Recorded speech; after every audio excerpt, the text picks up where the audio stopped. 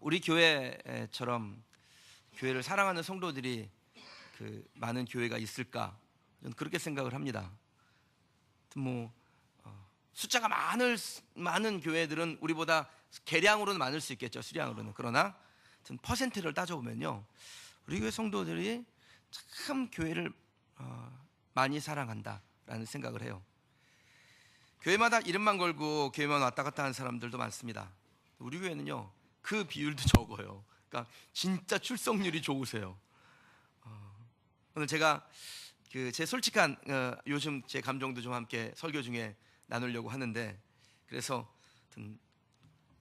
톡까놓고 얘기해 드릴게요. 목사님들이 톡까놓고 얘기한다, 이거 무슨 이상한 얘기할 줄 알고. 목사님들이요, 어디 새로운 곳에 가면요, 뭐가 보이냐면 교회가 보입니다. 여기 교회가 있네, 여기도 교회가 있었네, 이렇게 교회가 보인단 말이에요. 다른 건물 안 보이고 교회 건물이 보여요. 아마 여러분들이 핸드폰 대리점을 하면 어디 가면 여기도 핸드폰 대리점 있네, 저기도 핸드폰 대리점 있네, 그러실 겁니다. 쌀가게 하면요, 그 남들에게는 안 보이는 쌀가게가 그렇게 눈에 보이겠죠. 그러니까 저에게 교회가 보이는 건 이상한 일이 아닙니다. 목사님들이 모이면 무슨 얘기할까요? 교회 얘기합니다. 자기 교회 뭐가 이렇고 저렇고, 성도는 어떤 성도가 있고, 이런 얘기해요. 근데 꽤 많은 분들이 좋은 얘기는 안 하시더라고. 근데 저는 좋은 얘기합니다. 그렇게 할 수밖에 없죠. 우리 성도들 너무 좋으니까 좋은 얘기를 할 수밖에 없어요. 앞으로도 계속 좋은 얘기만 하기로 마음에 굳게 다짐합니다. 요즘 또 우리 교회가 때가 때인 만큼 교회 건축에 대한 이야기를 이렇게 할 때 귀가 이렇게 솔깃해집니다. 하는 이야기 중에 주된 줄거리는 뭐냐, 교회 건축을 하는데 죽도록 고생을 했다, 성도들이 많이 떠났다, 이런 얘기를 하더라고요. 이런 얘기를 너무 많이 들어가지고 나도 이게 이제 좀 긴장이 되니까요, 하나님 앞에 기도하는 겁니다. 하나님, 교회를 건축하고 성전을 세우는 것이 우리가 함께 하나님을 예배하며 다음 세대를 양성하며 정말 복음 전파와 해외 선교에 앞장서는, 세계 선교 앞장서는 하나님의 비전을 이루어가는 일이잖아요. 남들이 하고 싶어도 못하는 일이지 않습니까, 하나님? 그런데 이 일이 저에게 또 우리 성도들에게 기회가 왔는데, 하나님, 이것을 기쁨이 되게 해주세요. 우리에게 하나님 나라 비전에 참여할 때 단지 건물 하나 짓는 것을 끝내지 않게 하시고, 참여한 성도들이 영의 일과 육의 일에서 형통을 보게 해주세요. 제가 이렇게 기도했고 앞으로도 하겠습니다. 그래서 나온 명카피가 우리의 결과는 아름다울 것입니다. 그리고 우리의 과정도 아름다울 것입니다. 이거 제가 만든 거거든요. 그럼 교회 건축의 결과는 무리한 욕심을 내거나 허례허식에 빠져가지고 대한민국 건축대상 이런 거 받으려고 허례허식에 빠지지만 않으면 항상 그 결과는 아름다웠습니다. 건축된 교회가 하나님의 나라는 아닙니다.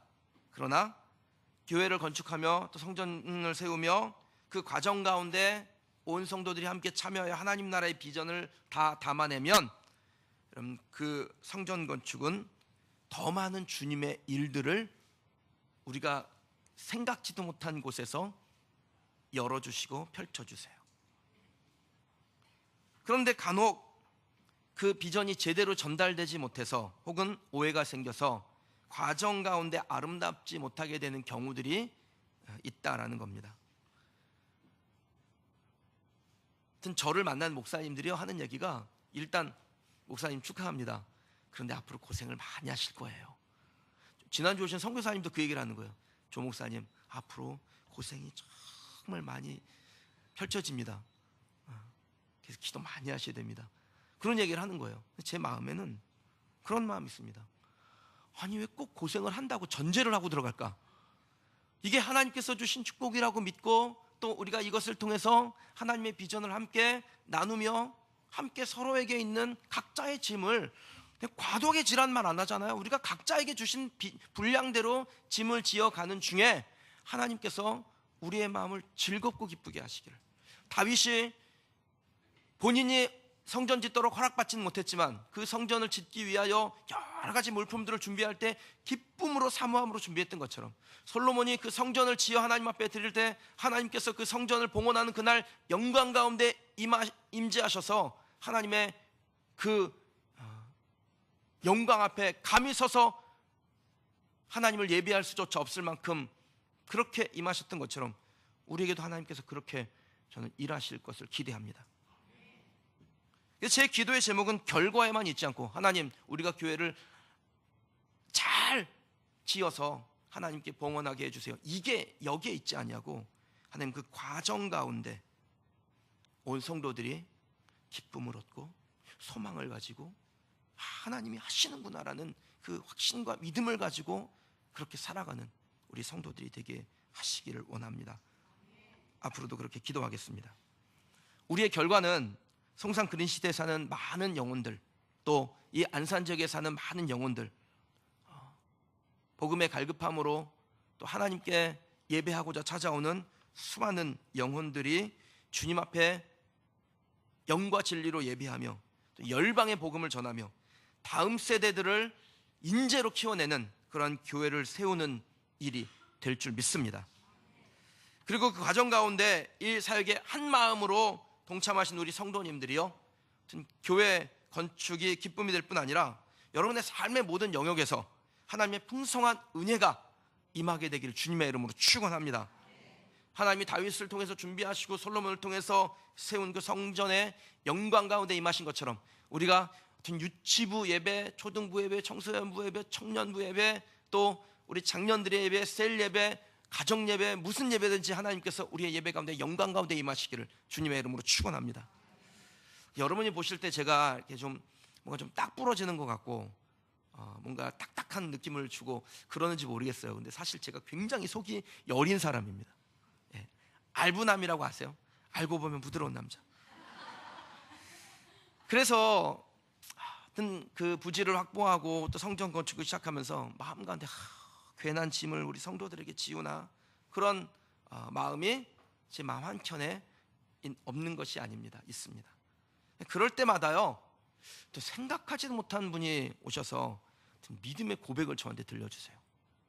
예수님이 머리 대신 우리 교회를 하나님께서 얼마나 사랑하는지 그런 성도들의 고백을 통해서 듣게 하셔서, 아유, 우리 성도들이 담임 목사보다 아주 그냥 꿈이 크구나, 믿음이 좋구나, 그런 생각이 듭니다.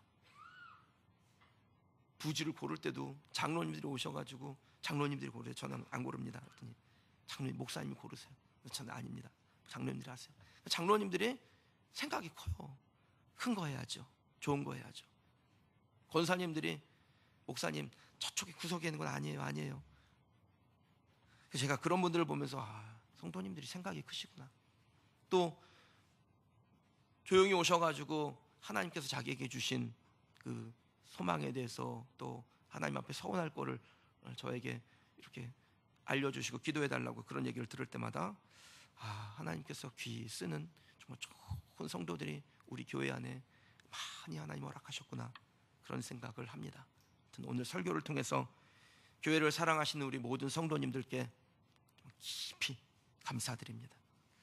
제가 요즘 느끼는 감정은 바울이 에베소 교회 성도들을 향하여 느꼈던 감정하고 아주 비슷한 것 같습니다. 15절에 보면은 바울은 성도들의 믿음과 사랑을 들었다라는 표현을 합니다. 이 에베소 교회 성도들의 믿음과 모든 성도들을 향한 그들의 사랑을 바울이 듣게 된 거죠. 그때가 얼마나 어려운 시절입니까?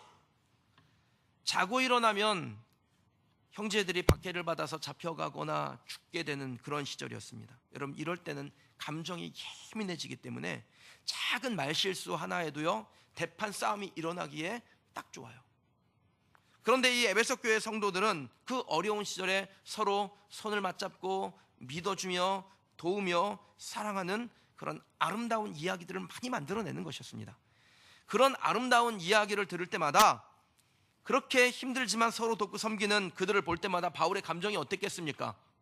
그런 이야기를 들을 때마다 바울에 느껴지는 감정은 감사예요. 고마움이었어요.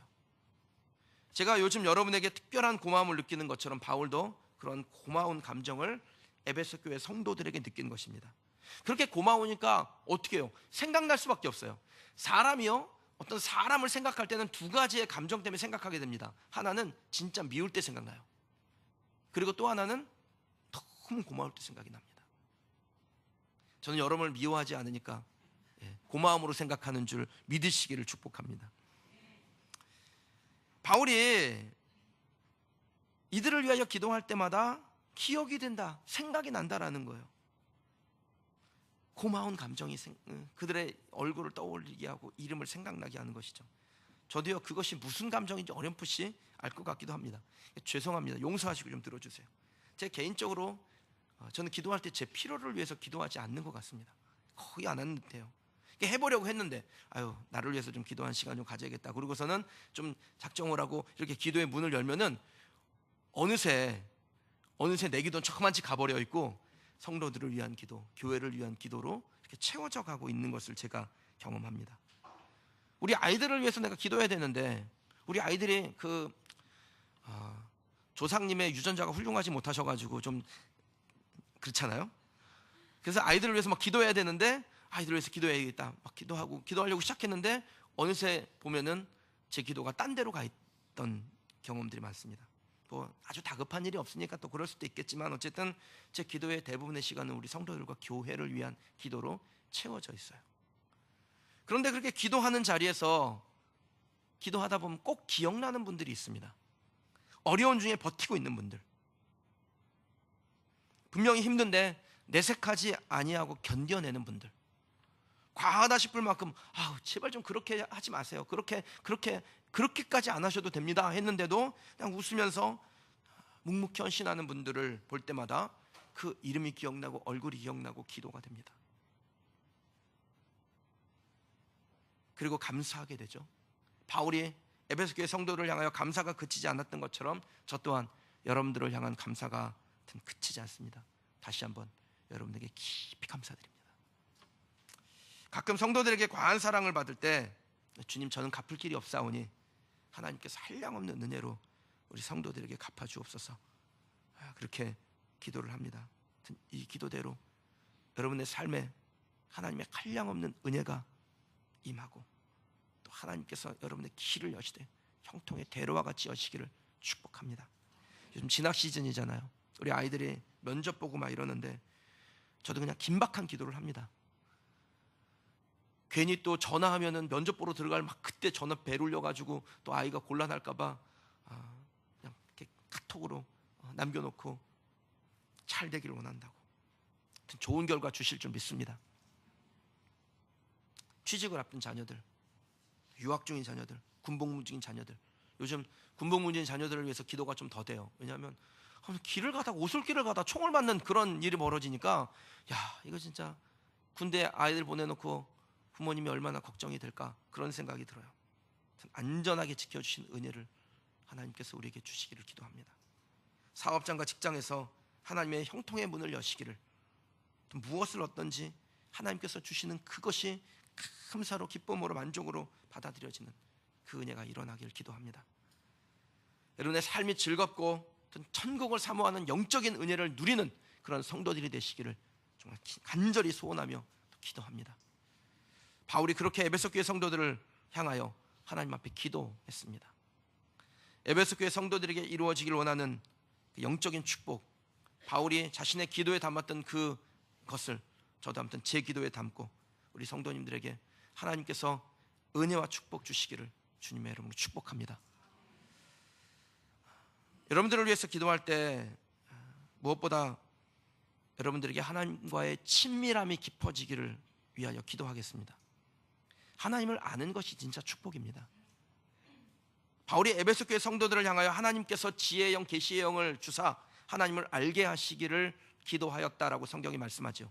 여러분, 하나님을 알되 단지 지식적으로만 아는 것이 아니라 지혜의 계시의 영으로 말미암아 하나님을 깊이 알게 되는 은혜가 여러분에게 있기를 원합니다. 꽤 많은 사람들이 교회를 그냥 명목적으로 다녀요. 주일에 교회 가는 것을 그냥 한 주일에 그냥 첫 시작처럼 생각하는, 습관으로 받아들이는 분들도 꽤 있습니다. 그래서 이런 분들은 교회 가자니 귀찮고 안 가자니 뭔가 깨름직하고 그런 심정으로 교회에 오죠. 그러면 이렇게 오면 하나님의 말씀이 잘 안 들리지 않습니까? 하나님의 말씀이 들리려면 여러분 정말 그 사모함이 있어야 되는데, 그 사모함이 있는 사람에게 하나님께서 깊이 만나주세요. 우리가 하나님을 믿는 것은 우리의 의지로 믿는 것이 아닙니다. 하나님을 믿는 일은 순전히 성령이 하시는 일입니다. 전적인 하나님의 은혜예요. 하나님을 만나는 거요, 내가 하나님 오늘 만나러 왔으니까 좀 내려와 보세요, 이게 아니라 성령의 전적인 은혜라는 거예요. 그래서 그 전적인 은혜를 사모하는 사람이 하나님을 경험하는 것입니다. 성경 공부 많이 했다고 주님을 알아요? 여러분, 신학교에서 가르치는 교수님인데 복음이 없는 사람, 하나님을 믿지 않는 사람을 저는 만난 적도 있습니다. 성령님이 그 마음을 다스리셔야 하나님을 알게 됩니다. 하나님을 경험하는 것은 내 뜻대로 되는 것이 아니라 성령의 임재 중에서 깨닫게 되는 것이죠. 우리가 하나님을 알게 하시는 분, 하나님을 어떻게 하면 알 수 있습니까? 성령님이 하시는 일이에요. 보혜사 곧 아버지께서 내 이름으로 보내실 성령, 그가 너희에게 모든 것을 가르치고 내가 너희에게 말한 모든 것을 생각나게 하리라. 하나님을 경험하고 하나님을 알고 하나님에 대한 지식이 깊어지는 거요, 그 영적인 친밀함이 생기는 거요, 성령님이 우리를 도와주시는 겁니다. 우리가 하나님을 깊이 알면, 성령의 도움과 성령과 동행함으로 하나님을 깊이 알면, 여러분 그때부터 우리의 삶은 형통으로 가게 될 줄 믿습니다. 진짜 형통은요, 겉보기에 좋은 것이 아닙니다. 부자 되고 높은 지위 얻고 그런 것이 형통이 아닙니다. 형통으로 인한 결과 중에 그런 것이 있겠지요. 하지만 꼭 그것을 얻어야 형통인 것은 아니라는 겁니다. 진짜 형통은 내가 무엇을 얻든지 하나님으로부터 만족을 누리고 하나님으로 인하여 기쁨을 얻는 것, 그것이 삶의 형통인 줄 믿습니다. 큰 회사를 경영하는 사장님들 중에요, 상당수가 불면증, 우울증, 화병, 막 자기의 감정을 절제하지 못하는, 그걸 뭐라 그래요? 아무튼 뭐 그런 거 있잖아요. 그런 병. 예. 좋은 차 타고 좋은 집 살고 좋은 거 먹고 이 사람 저 사람에게 호통치며 사는데 우울증, 불면증, 화병 이런 거에 시달린다라는 거예요. 마음 둘 곳이 없으니까 막 이방 저방 새벽까지 돌아다니는데, 여러분 그런다고 그게 무슨 위로가 되겠어요? 그거 다 뜯어먹으려고 작정한 사람들이지. 그래서 심지어는 그렇게 형통한 사람인 것 같다는 평을 받는 사람들이 실제와는 다르게 정말 곤고하고 어려운 삶을 살아가는 분들도 많습니다. 그럼 목사님들 중에도요, 상당수는 아니고 적절한 수가 제가 통계를 가진 건 아니니까 어떤 많은 분들이요, 불면증과 우울증에 시달립니다. 화병에 시달려요.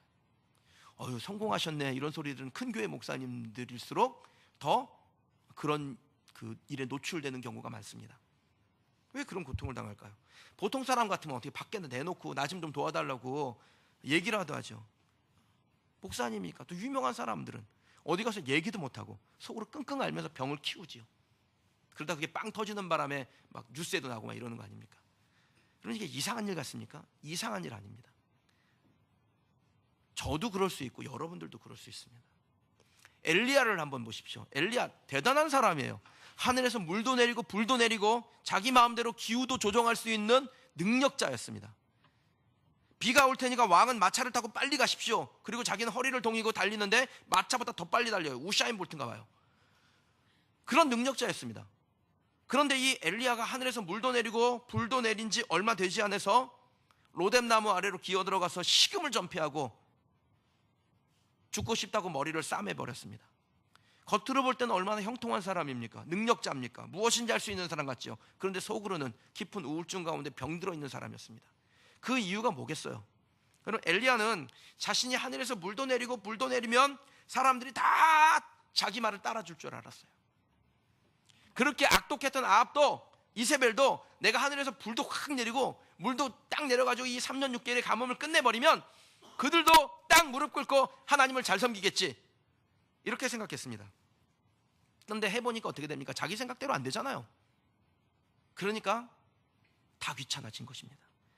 엘리야는 하나님의 일을 한다고 그 일을 했지만 사실 그 마음속에는 자기의 소망, 자기의 꿈, 자기의 바라는 것을 이루고 싶었던 거예요. 그게 안 되니까 절망스러운 거예요.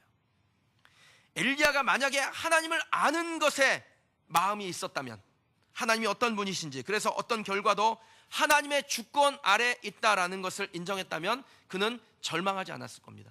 제가 이 부분을요 항상 제 마음에 새깁니다.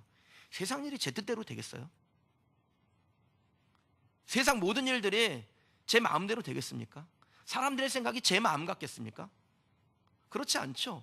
그러니까 내 마음대로 될 거야, 내 뜻대로 될 거야, 그렇게 생각하고 가진 노력을 다하고 무진 애를 쓰고 기도하고 밥을 굶어가며 금식하며 기도해도 그렇게 안 되면은요, 그럼 엘리야처럼 됩니다. 그래서 이 내용을 제 마음에 담는 거예요. 내 뜻대로 되지 않을 때 나는 그것을 통해서 하나님의 주권을 인정하며 하나님이 어떤 일을 행하시든지 그것에 만족하며 기쁨을 얻자. 날마다 제 가운데 새기는 겁니다. 그래서 제가 여러분에게 말씀드리잖아요. 삶을 심플하게 사는 법. 내 뜻대로 되면 감사, 내 뜻대로 되지 않을 때는 순종. 사랑하는 성도 여러분, 형통이란 우리의 사업이 잘 되는 것이 아닙니다. 형통은 우리의 자녀들이 막 입시에 척척 붙는 거, 그런 게 형통이 아닙니다. 진짜 형통은 어떤 결과가 오든지 거기에 하나님의 일하심이 있다, 하나님의 계획은 이루어진다라는 것을 발견하고 하나님의 주권을 전적으로 인정할 때 그 사람이 형통한 사람인 줄 믿습니다. 그러니까 형통한 사람은 어떤 일이 와도 그 결과를 어떻게 보겠어요? 좋게 보죠. 좋게 봐요. 여러분이 와가지고 목사님 저 여기다가 집 얻었어요. 그러면 제가 왜 거기다 집을 얻었어요? 그 집은 이상한 집이에요. 그런 적 한 번이라도 있습니까? 속으로는 그런 생각이 들어도 잘 얻으셨네, 하나님께서 거기서 복 주실 줄 믿습니다. 제가 그래요 얘기해요. 왜요? 아니 잘 얻었는지 잘못 얻었는지 그거는 내 판단이고 하나님이 보실 때는 그것을 통해서 하나님이 어떤 일을 행하시기로 결정하시고 그 일을 이뤄가시는 거 아닙니까? 돌아갈 수도 있고 바로 갈 수도 있고 어쨌든 그 가는 길에 하나님이 동행하시고 이것을 하나님이 주셨다라는 확신을 갖고 하나님을 기대하면 그러면 그것이 형통이 있는 거예요. 사랑하는 성도 여러분, 하나님을 알고 하나님과 깊은 교제를 나누며 하나님과 함께 거하는 동안에 우리의 삶이 형통하다는 것을 기억하는 성도들이 되시기를 축복합니다. 역대하 26장 5절에요. 하나님의 묵시를 밝히 하는 스가랴가 사는 날에 하나님을 찾았고 그가 하나님을 찾는 동안에 하나님이 형통하게 하셨다라고 말씀합니다. 그럼 우리의 형통은 우리가 하나님을 찾으면, 결과가 무엇이건 간에 우리가 하나님을 찾으면, 그래서 하나님을 만나면 그의 삶은 형통한 삶인 줄 믿습니다. 하나님을 찾을 때 하나님 우리에게 임하시고 임하신 하나님을 경험하면, 하나님을 깊이 알면 진짜 형통이 이것이구나 발견하게 되고, 그렇게 형통을 발견한 사람이 하나님을 위해서 멋있게 사는 것입니다. 하나님을 위해서 멋있게 사는 저와 여러분 되시기를 주님의 이름으로 축원합니다. 바울이 에베소 교회 성도들을 위하여 기도한 것이 또 있습니다. 눈을 열어달라는 것이었습니다. 저도 하나님께서 저와 여러분의 눈을 밝혀주시기를 기도합니다. 우리의 영적인 눈이 밝아질 때 우리는 이전에 보지 못했던 것을 보게 됩니다. 엘리야의 모든 권능을 물려받았던 선지자 엘리사요. 이 엘리사가 하루는 아람 왕의 공격을 받은 적이 있습니다. 아람 왕이 이스라엘 나라의 왕을 암살하려고 여기에도 복병을 두고 저기에도 복병을 두고 딱 기다리고 있는데 이스라엘 나라의 왕이 이리저리 쏙쏙쏙쏙 피해가는 거예요. 그 이상한 일이다, 이거는 내통하는 사람이 없으면 이런 일이 있을 수 없다. 그리고 딱 알아보니까 엘리사가 하나님의 계시를 받아가지고 이 이스라엘 왕에게 왕이여 여기는 가지 마소서 저기는 가지 마소서 하니까 왕이 쏙쏙 피해간 거예요. 그래서 이대로 엘리사를 두면 안 되겠다 하고 병거와 말들을 보내가지고 군사를 보내서 엘리야가 머물고 있던 도단이라는 성읍을 완전히 에워싸 버립니다. 이 상황에 직면하게 되니까 엘리사의 제자들이 얼마나 두려웠겠어요.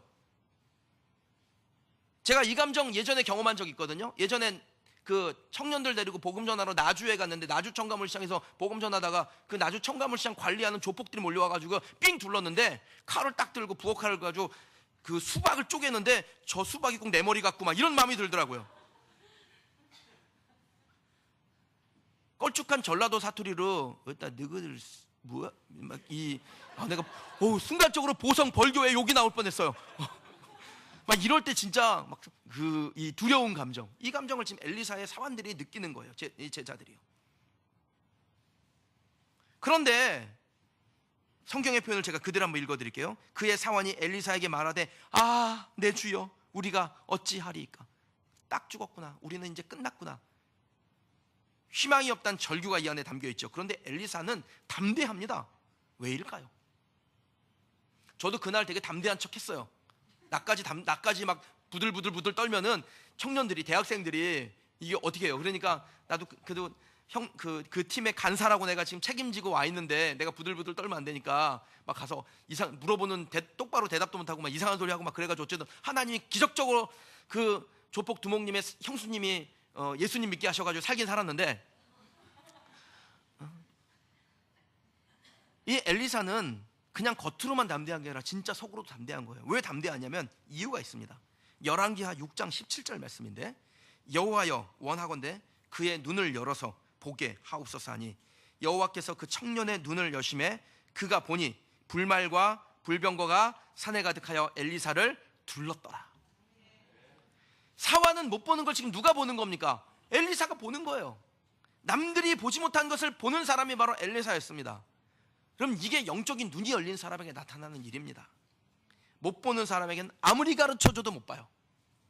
그러나 하나님이 보게 하셔서 눈을 열어주시면은 남들이 보지 못한 것을 보게 됩니다. 저와 여러분에게 하나님께서 눈을 여셔서 남들이 보지 못한 것을 보는 은혜를 주시기를 주님의 이름으로 축원합니다. 하나님께서 눈을 여시면요, 그 눈을 여시면 그 안에 영적인 세계도 보일 뿐 아니라, 그럼 이 세상에 돈이 어떻게 흘러가는지, 아니면 어떤 사람들이 이 세상을 리더십을 가지고 주도해 가는지 막 그런 게 보여요. 그러니까 하나님이 보여주실 때, 남들이 보지 못한 것을 볼 때 그 사람이 세상에서 영향력을 행사한다는 거예요. 눈을 확 열어줘 가지고 그냥 돈이 어디 있는지 그냥 보이고 싶으시죠? 그런데요, 여러분, 하나님께서 왜 우리의 그럼 눈을 열어주실까요? 이유가 있을 거 아닙니까? 우리의 눈을 밝히실 때 일어나는 일들이 무엇인지 말씀 가운데서 한번 발견해 보시기 바랍니다. 우리의 눈을 열어주실 때 첫 번째, 우리에게 하나님이 기대하시는 것이 있어요. 부르심의 소망이 무엇인지를 아는 거예요. 우리를 왜 부르셨는지를 아는 거예요. 진짜 불쌍한 사람은 자기가 왜 사는지를 모르고 사는 사람입니다. 돈은 열심히 버는데 왜 버는지를 모르고 벌어요. 이 운동 저 운동 해가지고 몸은 몸짱이 됐는데 왜 건강해지는지를 이유를 몰라요. 남들이 하니까 하는 거예요. 높은 자리에 올라가려고 그렇게 무진 애를 씁니다. 그런데 왜 그 자리에 올라가야 하는지를 몰라요. 남들이 가니까 자기도 그냥 가는 거예요. 뒤처지지 않으려고. 가면 뭐 있습니까? 아무것도 없지요. 아무것도 없어요. 그렇게 가면요. 저는 요즘 애들이 그냥 불쌍하다는 생각이 듭니다. 그렇게 공부를 열심히 하는데, 공부하는 양이 예전하고 비교가 안 돼요. 우리가 예전에 공부할 때 하고 이 공부의 양이 비교가 안 됩니다. 초등학교 1학년 때부터 6학년 때까지 뭘 배우는 게 맞습니까? 산수를 배우는 게 맞잖아요. 중학교 가서 수학 배워야 되는 거예요. 그런데 요즘은 초등학교 1학년 들어갈 때부터 수학을 배웁니다. 산수는 안 배워요. 공부의 양이 틀리더라고요. 예전에 저는 중학교 1학년 들어가서 I am Tom, you are a girl 막 이런 거 배웠거든요. How are you? Fine, thank you, and you? 이런 거 배웠는데, 요즘 애들은요 유치원 때부터 막 줄줄줄줄 해요. 영어를. 공부하는 양이 달라요. 그런데 그렇게 열심히 공부하는데 왜 공부하는지를 몰라요. 그냥 해야 하니까, 엄마가 시키니까. 그래서 목표한 곳에 도달했더니 뭐가 있습니까? 아무것도 없죠. 우리나라 애들이요 하버드 대학교를 진짜 많이 간대요. 하버드 대학교 가는 게 엄마의 소원이에요. 그래가지고 하버드 대학교 못 가면 하버드 어학원이라도 가라고 하버드 어학원에 보내더라고. 근데 그 하버드 대학교를 그렇게 보내는데 한 대학교 2학년쯤 되면은 막 사라진다는 거예요. 우리나라뿐 아니라 동양 애들이 주로 많이 사라진대요. 왜 사라지냐면 지금까지는 하버드 대학교 가는 게 목표였어요. 그래서 그 목표를 딱 달성해서 하버드 대학교 갔는데 가니까 목표가 사라지고 완전히 자유롭잖아요. 지금은 헬리콥터 마음들이 쫙 다니면서 부두두두두 하면서 딱 학원 끝나면 데려다가 다른 학원에 보내주고, 그 학원 끝나면 다시 데려다가 다른 학원에 보내주고 이러는데, 거기서는 부모의 통제도 없지, 자유롭지, 아무 데서나 뭐 약 살 수 있지. 그러니까 그냥 소리 소문 없이 폐인돼서 사라지게 되는 겁니다. 왜 사는지를 모르고 사면 이렇게 불행해지는 것이죠. 한 사업가가요 죽도록 일을 하다가 사업에 큰 성공을 거두고 15년 만에 제 처음으로 휴가를 가기로 했어요. 조그만 해안가에 가서 어촌마을에서 좀 휴식을 취하는데, 보니까 항구에 배가 쭉 들어오는데 한 어부가 거기서 고기를 꺼내는데 기가 막히게 좋은 참치를 몇 마리를 딱 꺼내는 거예요. 그래서 이 사업가가 어부에게 참치가 굉장히 좋습니다. 그러면서 이 좋은 물고기를 잡는데 얼마나 시간이 걸리나요? 그랬더니 얼마 안 걸려요. 반나절만 가서 잡아오면 됩니다. 그러는 거예요. 그러니까 이 사업가가 좀 의아한 생각이 들었어요. 아니 그런데 왜 거기 오래 머물면서 더 많은 참치를 잡아오지 않았습니까? 그랬더니 요만큼만 잡아도 식구들이 충분히 먹고 쓰는데 뭘 그렇게 많이 잡나요? 그러니까 이 사업가가 좀 답답한 마음이 들었죠. 그럼 나머지 시간엔 뭘 합니까? 그랬더니 이 어부가 하는 말이 늦잠 자고 낚시하고 애들하고 놀고 저녁이 되면 마을로 어슬렁 가서 와인도 홀짝홀짝 마시고 친구들과 어울려 기타를 치며 놉니다. 이렇게 대답을 한 거예요. 그러니까 사업가가 조금 화가 났어요. 이렇게 살아는 안 되겠다. 안쓰러운 마음이 들어서 이 어부에게 이렇게 말했습니다. 나는 하버드 대학교 출신인데요, 내가 당신이 고기를 더 많이 잡을 수 있도록 시간을 써야 된다는 걸 말씀드립니다. 그 수익금으로 큰 배를 사세요. 그래서 더 고기를 많이 잡는 겁니다. 그 다음에 그 고기를 팔아가지고 이제 배를 여러 척 사세요. 그리고 제 이윤이 많이 나면 그걸 가지고 공장을 차리는 겁니다. 공장을 차려가지고 중간 도매상에게 넘기지 말고 당신이 직접 소비자에게 물건을 판매하면은 이윤이 극대화될 거예요. 그러니까 이 어부가 그럴듯한 것 같아요. 그래서 그럼 그 일을 이루려고 하는데 한 얼마나 걸릴까요? 그랬더니 한 15년쯤 걸립니다. 이렇게 대답을 한 거예요. 자기가 15년 걸렸으니까. 그러니까 이 어부가 고개를 갸웃갸웃하면서 그러면 그 다음엔 어떻게 됩니까? 그랬더니 이 사업가가 하는 말이, 자, 그 다음에는 이 회사를 다른 사람에게 팔아가지고 수백억을 버는 겁니다. 그리고 그것을 통장에 넣어놓고 이제 떵떵거리며 사는 부자가 되는 거지요. 그러니까 이 어부가 그럼 그렇게 번다면 뭘 하면 됩니까? 그러니까 이 사업가가 이렇게 말했습니다. 그 다음에는 늦잠도 자고 낚시도 하고 애들하고 놀고 저녁이 되면 마을로 어슬렁 가서 와인도 홀짝홀짝 마시고 친구들과 어울려 기타를 치지요. 그럼 뭐가 달라요? 부르심이 뭔지도 모르고 사는 것은 불행한 것입니다. 부르심이 뭔지도 모르면서 열심히 사는 건 더 불행한 것이에요. 차라리 부르심이 뭔지 모르고 그냥 가서 반나절 참치 잡아오고 사는 사람이나 부르심이 뭔지 모르고 열심히 사는 사람과 누가 더 불행하냐? 열심히 사는 사람이 불행해지는 거예요. 부르심이 뭔지를 모르면서 살면. 인생의 끝에서 자기가 쓸데없는 것만 모으느라고 애썼구나, 이것을 알게 되니까 얼마나 불행한 겁니까? 사랑하는 여러분, 여러분 하나님의 부르심을 받았습니까? 그럼 주저하지 마십시오. 하나님의 부르심을 받았다는 것을 안 그 자체가 하나님이 우리의 눈을 열어주시는 거예요. 오늘 여러분이 이 자리에서 하나님을 부정하지 아니하고 은혜 받고자 이 자리에 나왔다라는 그 자체가 하나님이 우리에게 눈을 열어주신 거예요. 영적인 눈을 밝혀주신 증거입니다. 부르심 받은 겁니다. 그러면 주저하지 마십시오. 과감하게 주를 위해 사는 결단이 저와 여러분에게 있기를 주님의 이름으로 축원합니다. 하나님께서 왜 우리의 눈을 밝혀주셔서 남들이 보지 못한 것을 보게 하실까요? 우리의 눈을 밝히실 때 어떤 일이 우리에게 일어나기를 원하실까요? 두 번째는요, 우리의 기업의 영광의 풍성함이 무엇인지를 하나님이 알게 하시기를 원하십니다. 여러분의 진짜 기업이 어디에 있는지를 알게 하시며 그 기업이 날마다 풍성하게 되기를 원하신다라는 겁니다. 저와 여러분의 기업은 이 땅에 있는 게 아닙니다. 이 땅에 기업을 두고 사는 사람은 불행한 사람이에요. 우리가 여기서 살지만 여기에다가 기업을 두지 않습니다. 여기다 쌓으면 어리석은 사람이 됩니다. 성경이 그렇게 말해요. 누가복음 12장에 예수님께서 비유 하나를 드시는데 한 부자가 밭에서 소출을 많이 거뒀습니다. 그리고 쌓을 곳이 없자 곡간을 더 크게 짓고 그리고 그곳에 물건을 쌓아두고 내가 내 영혼에게 이르되 영혼아 여러 해 쓸 물건을 많이 쌓아두었으니 평안히 쉬고 먹고 마시고 즐거워하자, 이렇게 말합니다. 근데 이 사람을 보고 주님이 뭐라고 말씀하시냐면, 어리석은 자여 오늘 밤 내가 내 영혼을 도로 찾으리니 그러면 내 준비한 것이 누구의 것이 되겠느냐. 그럼 이 땅에다가 자기의 먹고 마실 것을 위해서 쌓아놓는 것은 주님이 뭐라고 말씀하시냐면 어리석은 것이라고 그러는 거예요. 저는 이 말씀을 앞으로 곡간을 지어야 될 우리 교회가 심각하게 들어야 될 말씀이라고 생각합니다. 그럼 이 말씀의 핵심이 뭡니까? 곡간을 짓지 말라는 게 아니잖아요. 이 말씀의 핵심은 뭐예요? 나를 위해서 쌓아두지 말라는 거예요. 이 부자는 쌓기 위해서 곡간을 지었습니다. 평안히 쉬고 먹고 마시고 즐거워하기 위해서 곡간을 지은 겁니다. 그래서 어리석은 사람이 된 거예요. 왜요? 자기가 써보지도 못했잖아요. 그래서 어리석은 거예요. 여러분이 쓸 자신 있으면 모으세요. 내 수명을 내가 조절할 수 있다. 그러면 모으세요. 근데 주님이 뭐라고 말씀하세요? 오늘 내가 내 영혼을 도로 찾으리니. 그러면 내가 준비한 것이 누구의 것이 되겠느냐? 네 것이 아니다 라는 것입니다. 지혜로운 사람이 되려면 어떻게 해야 될까요? 곡식을 많이 거두게 되는 일을 해야 되는 건 맞습니다. 그 다음에요, 잘 써야죠. 좋은 일에 써야죠. 하나님께서 우리에게 곡간을 주셨다면 그건 저장용 곡간으로 주신 것이 아니라 통로용 곡간으로 주신 줄 믿습니다.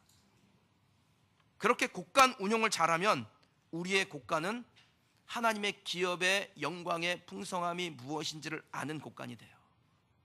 그리고 하나님은 그런 곡간을 더욱더 사랑하시고 풍성케 하셔서 많은 곳으로, 하나님이 필요로 하는 곳으로 흘러가게 하신다는 겁니다. 그럼 우리 교회가, 여러분의 삶이 하나님께서 눈을 열어주시고 밝히 보여주셔서 주님의 부르심이 무엇인지, 기업의 영광의 풍성함이 무엇인지를 알며 사는 우리 성도들, 우리 교회 되기를 주님의 이름으로 축원합니다. 바울이 에베소 교회 성도들을 위하여 기도한 것이 하나 더 있습니다. 교회를 사랑하는 성도가 되기를 기도했습니다. 저도, 저와 여러분이 교회를 사랑하는 성도가 되기를 소원합니다. 교회의 머리는 우리 주님이십니다. 요즘은 알게 모르게 아무튼 인본주의가 이 세상 전반에 퍼져 있기 때문에 교회 안에도 그게 들어와요. 인본주의가. 그래서 교회를 쉽게 생각하고 하나님을 우습게 여긴 사람들이 늘어났는데, 여러분, 교회는 그렇게 무시당하는 곳이 아닙니다. 교회의 머리가 예수님이세요. 그래서 예수님을 존중하는 사람은 교회를 존중할 수밖에 없는 것입니다. 저와 여러분이 교회를 존중하고 사랑하는 성도들이 되시기를 주님의 이름으로 축복합니다. 혹여라도 그냥 우리가 정의감에 교회를 비방하는 일을 하는 것을 좀 조심하셔야 됩니다. 지상의 교회가 약한 모습을 보일지라도 교회는, 세상 사람들은 그렇게 말할 수 있어요. 그러나 우리는, 성도들은, 교회는 비방의 대상이 아니라 기도의 대상입니다. 사랑의 대상입니다. 충성의 대상입니다. 우리의 충성의 대상이신 예수님이 교회의 머리가 되시기 때문에 그 교회를 향하여 우리의 충성을 드리는 것이, 그것이 옳은 것입니다. 그렇게 교회의 약함을 발견했을 때 무엇하면 됩니까? 기도의 자리로 가셔야죠. 교회가 잘못될 수 있나요? 당연히 잘못될 수 있죠. 그럼 지상의 교회는 한계를 가지고 있습니다. 그러면 그 한계가 드러났을 때 성도의 할 일은 뭡니까? 교회를 위하여 기도하는 것입니다. 그래서 여러분, 기도하고 무슨 말을 해야 되겠다 할 때, 내가 성도와 무슨 교제를 나누면서 권면을 해야 되겠다 할 때 생각이 확 난다고 집사님 일로 와봐, 딱 그래가지고 하고 싶은 얘기 하지 마세요. 그러면 교회가 상처를 입고 상하게 되는 것입니다. 기도한 다음에, 그리고 나서 말하십시오. 기도한 다음에 말하면 하나님의 마음으로 말하게 되고, 하나님의 마음으로 말할 때 우리는 교회를 더 사랑할 수 있게 되는 겁니다. 제가 좋아하는 느헤미야, 그리고 여러분이 꼭 좀 좋아해 줬으면 하는 느헤미야, 이 느헤미야의 장점이 뭡니까? 무슨 일을 하든지 즉시 하나님께 일단 기도하고 시작하는 거예요. 습관이었어요. 여러분, 우리가 의로운 일을 하는 것도 기도하고 하셔야 됩니다. 그러면 무슨 말을 해야 될지, 어떻게 말해야 될지 하늘의 지혜를 얻을 수 있습니다. 교회의 방향을 좀 수정해야 될 일이 있습니까? 지혜롭게 의견을 나누시길 바라요. 담임 목사나 당회가 교회의 방향을 결정했을 때 왜 그렇게 했는지를 또 잘 듣고 더 좋은 것은 무엇인지 의견을 나누어 주시면 좋겠습니다. 교회를 사랑하는 마음이 잘못 표현되면 교회가 힘들어져요. 그러니까 정말 우리가 서로가 서로에 대해서 권면하거나 또 좋은 방향의 의견을 나눌 때, 그때 그것이 기도함으로 준비되어져서 성령의 인도하심 가운데 그렇게 함께 나누어야 교회가 더 교회되어집니다. 저는요, 요즘 농담 한마디도 되게 조심스럽게 합니다. 제가 좀 유쾌한 사람이라서 유쾌한 이야기를 좀 많이 하는 편이거든요. 그런데 요즘은 조금 조심스러워요. 여러분들도 뭐 간혹 들으실지 모르겠지만 우리 교회가 그 안산에서 일단 화제거리가 됐습니다. 예전에는 우리가 있는 줄도 몰랐잖아요. 그러니까 예전에는 그냥 넘어가는 것들이었어요. 우리 교회가 뭘 하면 그냥 넘어갈 일이었어요. 그런데 이제는 그게 판단의 거리가 됩니다. 도마 위에 올려집니다. 내 생각이나 내 계획은 들어보지도 않고 자기 마음대로 판단하여 이러쿵 저러쿵 할 수 있다라는 거예요. 그래서 저나 여러분이나 하여튼 요즘 같은 때는 더 기도하는 자리로 가야 됩니다. 제가 요즘 그 개척을 시작했을 때 2년 반 전에 그때의 마음으로 이렇게 마음이 훅 갔어요. 하여튼 무슨 소리를 듣건 간에 뭐라고 하건 간에 내 입장에서는 좀 억울할지라도 각기 자기의 입장에서 자기 생각을 얘기할 수 있으니까 그럴 수 있다라고 받고 지금은 오직 교회만 생각하자.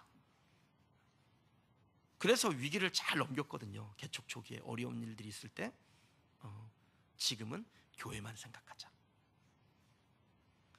다만 여러분에게 한 가지 바라는 것이 있다면 그 판단들이 우리 성도들에게서는 나오지 않기를 원합니다. 혹시 진짜 문제가 있다면 그럼 그것은 기도하는 거예요. 그리고 기도하는 중에 성령의 인도하심 가운데 의견을 나누는 것입니다. 우리 집 애들이 평상시에는 성실하게 싸우다가도요, 외부에서 어떤 그 공격을 받잖아요. 누구 형제 중에 하나가 공격을 받잖아요. 그럼 똘똘 뭉쳐가지고 서로를 보호해줘요. 그럼 그렇게 똘똘 뭉쳐서 서로가 서로를 지키며 교회를 보호하는 것입니다.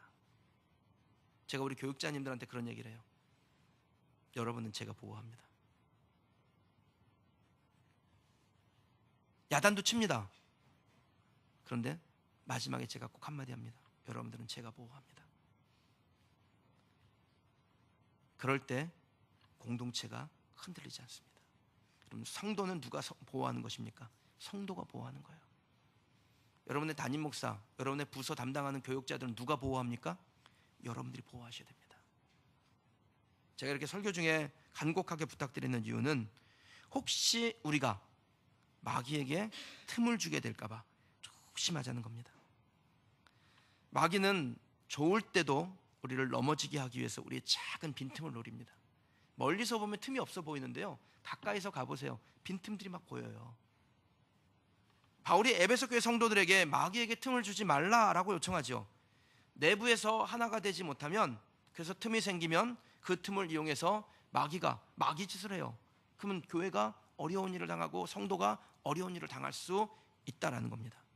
아무리 뛰어난 능력을 가지고 있는 사람이 그 안에 있어도 우리가 틈을 마귀에게 내어주면 흔들리게 됩니다. 넘어지게 됩니다. 1950년대 가장 뛰어난 그 기술 집단은 벨 연구소라는 곳이었습니다.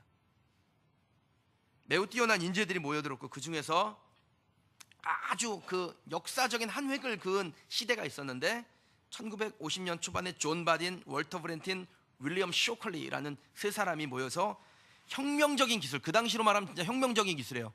반도체의 근간이 되는 트랜지스터라는 것을 개발했습니다. 그래서 이걸 통해서 노벨 물리학상을 1956년에 탑니다. 우리나라가 지금 막 반도체로 먹고 산다는데 이걸 만든 사람들이에요. 그리고 그걸 만든 기술 집단이 벨 연구소였습니다. 그런데 이 사람들이 개인적으로 너무 능력이 뛰어난데 서로 셋이서 못 잡아먹어서 안달이에요. 서로 약점을 들추기에 바빴고 그 연구 결과가 좋으니까 그냥 독식하려고, 자기 혼자 다 취하려고 그렇게 싸웠습니다. 그리고서는 뿔뿔이 흩어져 버렸어요. 더 좋은 연구소가 되고 더 뛰어난 기술을 개발할 수 있는 능력을 가지고 있는 사람들이 하나가 되지 못하고 흩어져 버리니까 그 연구소가 더 많은 일을 할 수 있는데 그것을 못하고 물거품처럼 그냥 꺼져 버리는 겁니다. 좀 공동체에 아무리 좋은 자원이 있어도, 제가 밖에 나가서 막 칭찬한다 그랬잖아요. 우리 성도님들이 되게 좋다고. 근데 그렇게 좋은 자원들도 한 마음이 되거나 한 공동체가 되지 못하면 틈이 벌어지고 그 틈을 마귀는 절대로 놓치지 않습니다. 우는 사자와 같이 다니며 삼킬 틈을 봅니다. 사랑하는 성도 여러분, 지금은 교회를 위한 기도로 깊어질 때인 줄 믿습니다. 우리가 교회를 위하여 기도할 때 교회의 머리 되신 예수님께서 교회의 몸인 지체인 우리를 위하여 기도해 주실 줄 믿습니다.